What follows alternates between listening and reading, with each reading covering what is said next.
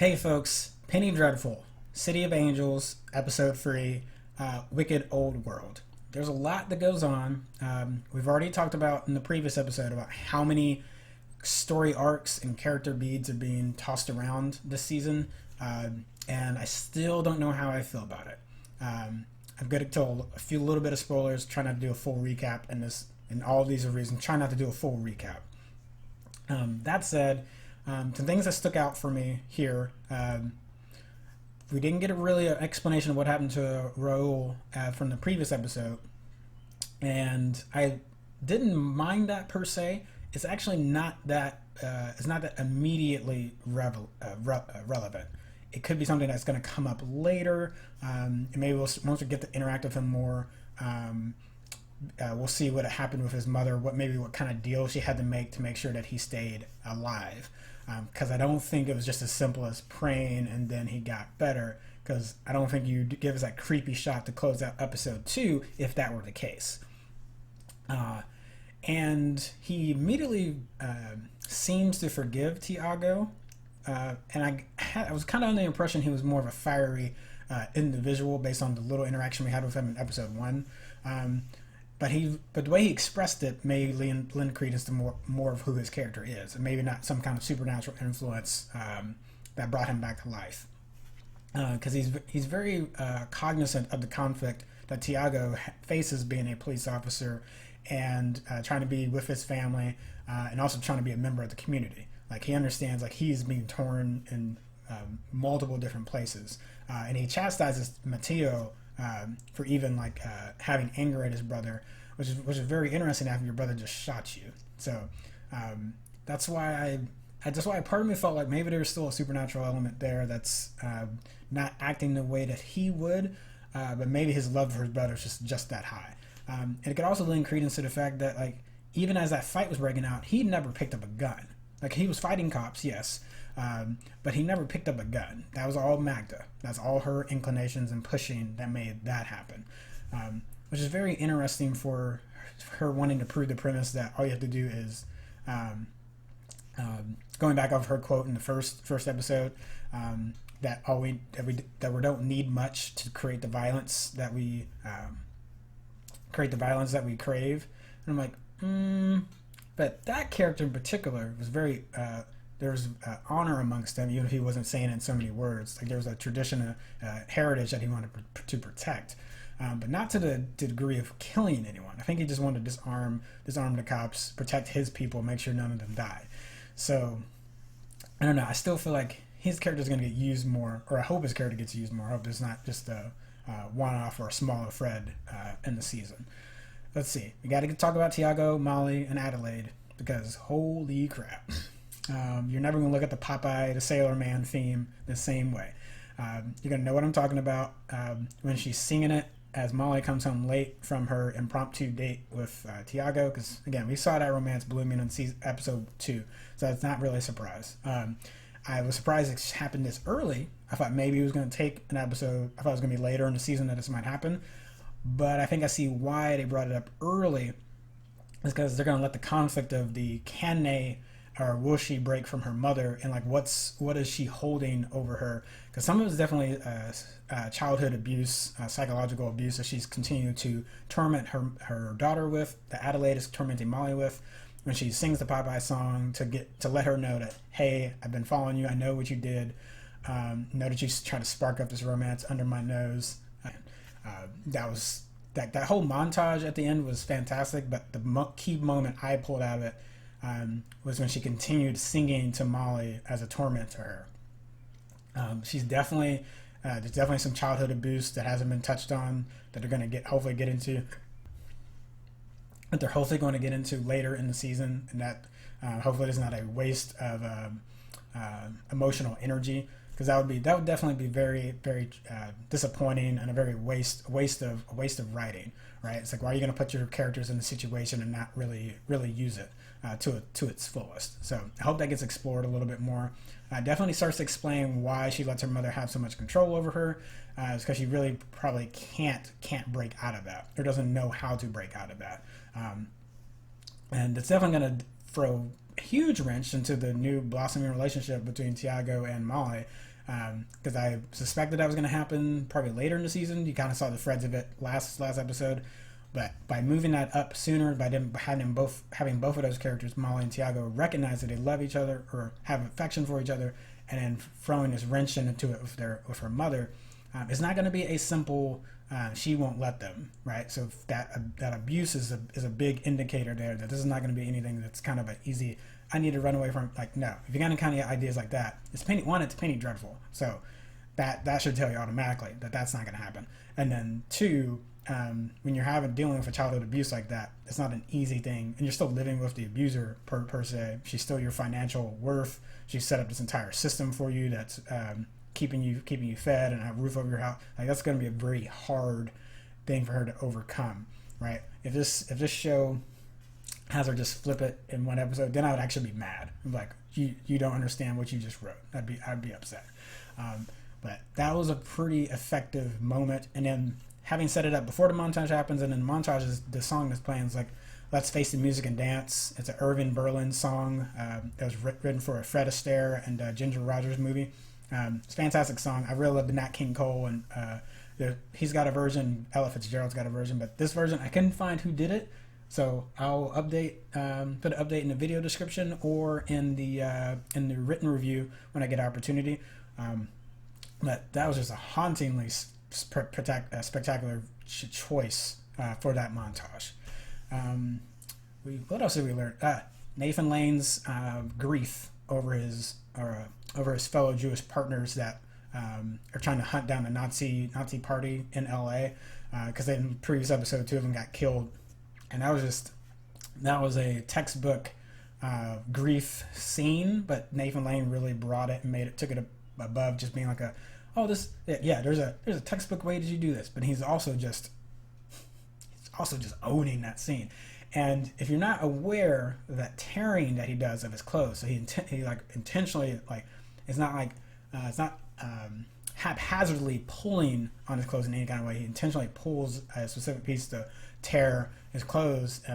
In Jewish mourning and especially funeral tradition, that's a very key sign of or a way to express anguish and grief over the passing of a loved one. And I just thought that, like, the Old Testament kid in me, when I used to be religious, just like that, like, popped in immediately, and I was like, oh, I understand where that reference is coming. I understand where that reference is coming from. So I thought it was a very fantastic nod to tradition right there.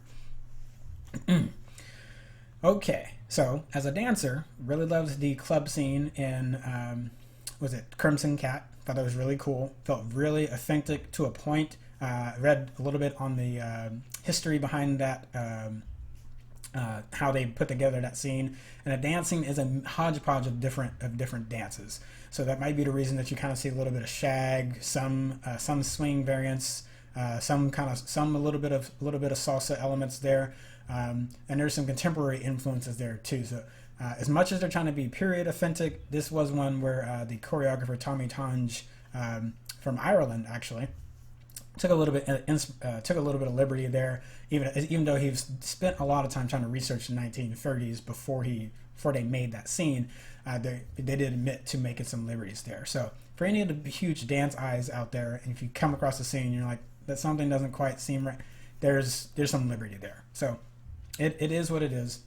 It is a fictional show that's not completely tied to a historical time period, right? I mean, you're talking about previous one, even though it was like in Victorian England days, you still got supernatural monsters, so it's gonna be okay. One area though that did have a little bit of concern, and this is just me kind of processing my feelings on it, was Magda playing one of the Mexican gang, or sorry, she is the Mexican gang leader that's in that club, which I felt, again, just based on my fictional thing I just said, like, I get it. She's the devil masking around and whispering in everyone's ear to get them to fight. Excuse me. And getting them to engage with one another and causing the bloodshed that she wants, or whatever her machinations ultimately will be. I wouldn't be surprised if there's some kind of power dynamic that it creates for her, but we'll get to that. We'll get to that later, whenever it happens. But it still felt weird to me that she played that part, and it also meant that there was a potential LGBT role that she's also taking in that, because she's playing a very gender bending character, which I think is cool. But that is another potential role, and along with her being so white that it is a plot point that they bring up. So they don't just ignore the fact that she doesn't look Hispanic. They do play into that. It's a conversation that's had. So that way they don't actually try to put brown face or anything on her. So it's like, no, she definitely like, if you're thinking about her being a passing white Mexican, or am I a black person that passes white, like that's definitely what the angle they're going for there. It just still feels weird. So I saw some messages to friends hoping that get back to me and kind of give me their impressions on it, because again, that's not my culture, so I can only speak how it feels if I were like going to switch that and have someone else, if like a white person trying to play a black person passing off as white. Like it's one of those areas where it's like it's not blackface, so I can, yeah, if you're gonna throw blackface on, we can definitely not. Yeah, that's an easy thing for you to knock on. This one's a little more complicated, and the fact that she's playing a shapeshifter in that degree, like, it makes it, again, not giving it a pass. I just don't know. I don't know where I really sit on it right now. And I'm really trying to make not just really trying to make a huge fuss out of it. It hit me a certain way.